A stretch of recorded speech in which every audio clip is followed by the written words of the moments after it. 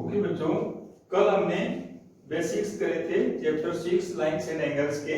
आज हम 6.1 एक्सरसाइज करेंगे और इसका क्वेश्चन नंबर फर्स्ट इसमें लिखा है in figure 6.13 lines AB and CD intersect at O if AOC plus BOE equals 70 degree and BOD 40 degree, find the angle BOE and reflex angle COE। तो दो लाइंस अपने को गिवन है,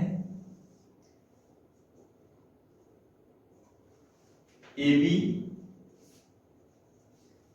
CD which intersects at O and OE कोई any रे है।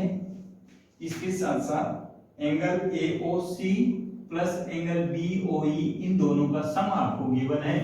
तो आप साइड में लिख लो, इधर गिवन इन फिगर, सीधा ही लिख दो फिगर आपके सामने, इसलिए ज्यादा गिवन की जरूरत नहीं। आप ऐसा लिखो angle AOC plus angle BOE equal 70 degree. दूसरा आपको ये एंगल भी गिवन है एंगल 40 डिग्री, तो आप ऐसा लिखो एंगल BOD इक्वल 40 डिग्री। आपको टू प्रूव करना है या टू फाइंड करना है। टू फाइंड में आप लिखेंगे एंगल COE और दूसरा आपको फाइंड करना है एंगल BOE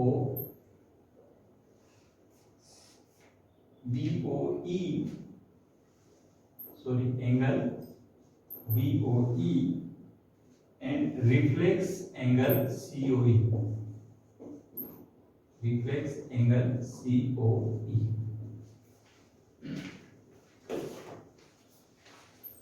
तो आप देखिए,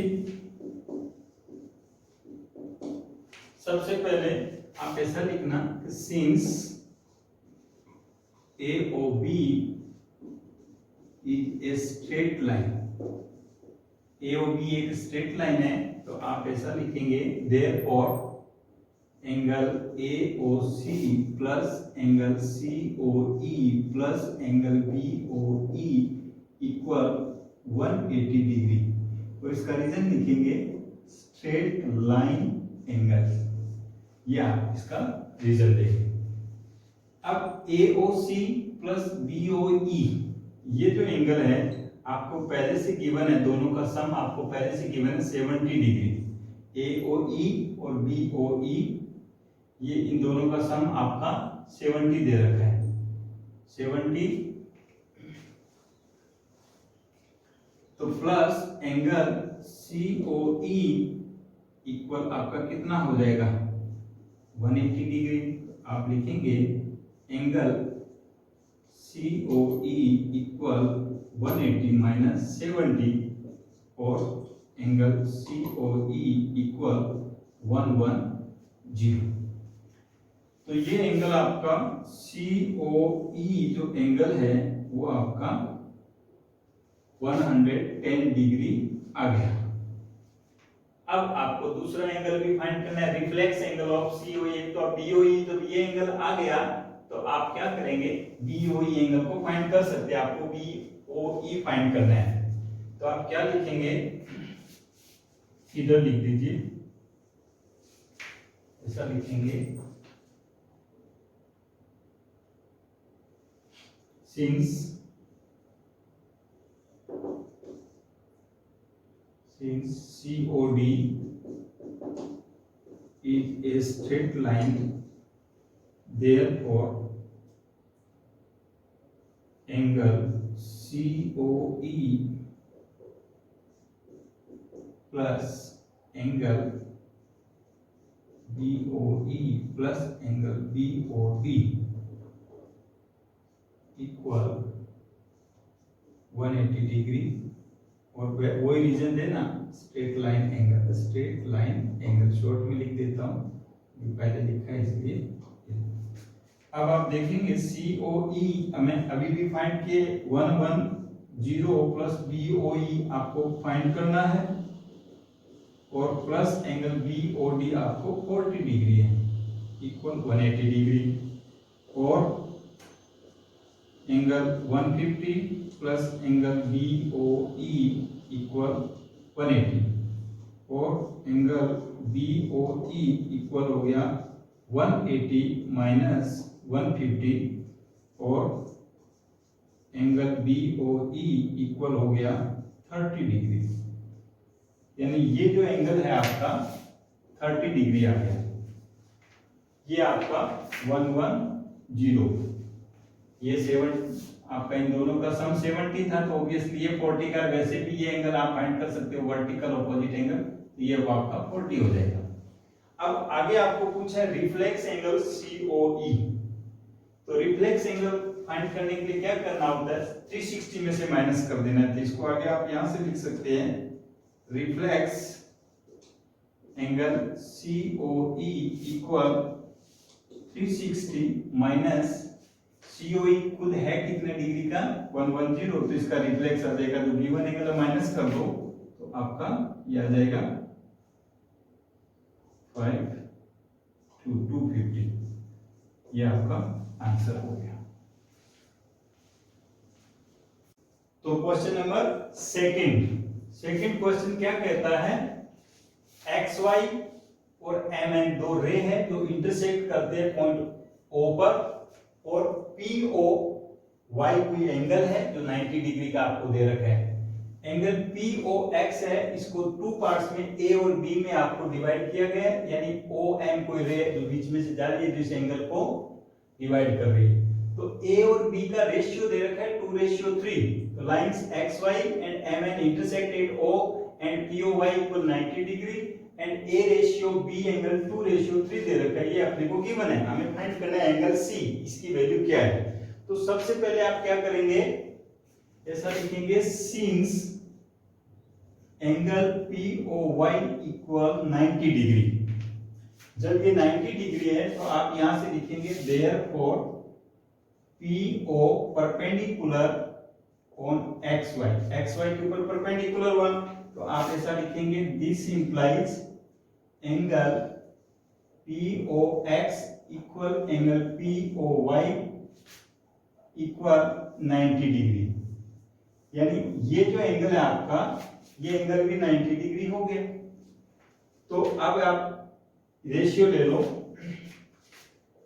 now let the ratio of इसका angle A ratio B, ratio of angles BX, जिस रेशियो को आप x मान लो, तो आप ऐसा लिखो therefore angle A equal 2x, क्योंकि यहाँ A आपका 2 दे रखा है, and angle B equal 3x। A और B दोनों को हमने रेशियो को x मान लिया। Now let the ratio of angles be x, तो A आपका 2 डिग्री 2x और B आपका 3x, but A plus B दोनों का सम कितना है 90 डिग्री। तो नाउ अकॉर्डिंग टू क्वेश्चन, तो यहां आप लिख दो, इसको इस बोर्ड पे लिखो, ऐसा लिखो angle A plus angle B equal हो गया 90 डिग्री, और एंगल A हो गया आपका 2x, एंगल B हो गया 3x। इसका मतलब ये हुआ एंगल 5x इक्वल 90 डिग्री और x इक्वल 90/5। 5 बन जा 5 8 जा मींस x इक्वल 18 आपका आंसर आया। बट अपना तो एंगल क्या था A, तो आप ऐसा लिखो देयरफॉर एंगल A इक्वल हो गया 2 into 18, 18 2 जा 36, और एंगल B आपका 3 into 18, 18 3 जा 54। ये दो एंगल आपके A और B आ गए। अब आपको एंगल बताना था C, तो आपको यहां देना है कि now MON is a straight line। MON एक स्ट्रेट लाइन है, तो आप ऐसा लिखेंगे therefore angle B plus angle C equal 180 degree, और इसका रीजन लिखेंगे स्ट्रेट लाइन एंगल। तो बी आपने आपने अभी भी फाइंड किया ऊपर कितना 54 plus angle C equal 180 degree और एंगल सी इक्वल हो गया 180 माइनस 54 और एंगल सी इक्वल हो गया 10 में से 4 जाए तो 6, 7 में से बचे 2, 126 और ये हमारा आंसर हो गया क्वेश्चन 2 क्लियर। तो बेटा क्वेश्चन 3 आपको एक ट्रायंगल गिवन है PQR और PQR की जो साइड QR है वो दोनों साइड प्रोड्यूस किया गया इधर S तक और इधर राइट साइड को T तक। तो in triangle PQR side QR is produced in both side to Q and T दोनों तरफ आपको प्रोड्यूस किया गया है और साथ में क्या दे रखा है and angle PQR equal PRQ means ये एंगल इस एंगल के इक्वल है। ऊपर वाला एंगल जो है इसको P मान लो या 1 मान लो, चलो P रहने दो चलेगा ये लो। और आपको प्रूफ ये करना है PQS यानी ये एक्सटीरियर एंगल और ये एक्सटीरियर एंगल इक्वल है। तो सबसे पहले आप क्या लिखेंगे, सबसे पहले आप लिखेंगे कि ये जो आपका इक्वेशन गिवन है तो यही लिख दो कि since angle PQR equal angle PRQ और ब्रैकेट में लिख देना गिवन इक्वेशन फर्स्ट।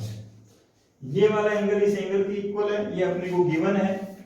तो नाउ अब एक आप लिखो कि now add angle P in equation 1 to both side. अब एक बात ध्यान दीजिए कि ये दो एंगल इक्वल है और दोनों इक्वल एंगल में अगर हम एंगल P ऐड कर दे इसमें भी और इसमें भी तो कोई फर्क नहीं पड़ेगा, इक्वलिटी में कोई फर्क नहीं पड़ेगा। इट मींस ये दोनों में ऐड किया तो आप यहां लिखेंगे और angle PQR plus angle P ये ऊपर का एंगल और ये PRQ प्लस एंगल P, इधर भी P ऐड कर दिया इधर भी P ऐड कर दिया।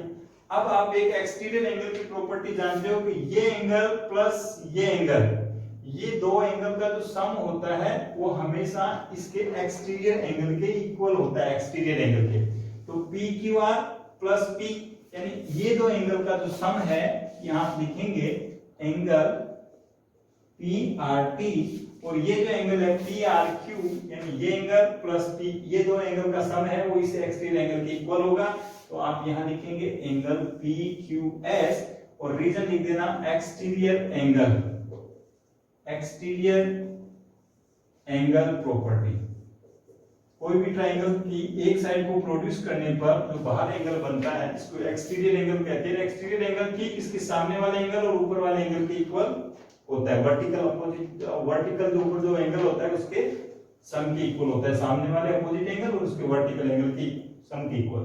और ये आपका प्रूफ हो गया, ये हमें प्रूफ करना था।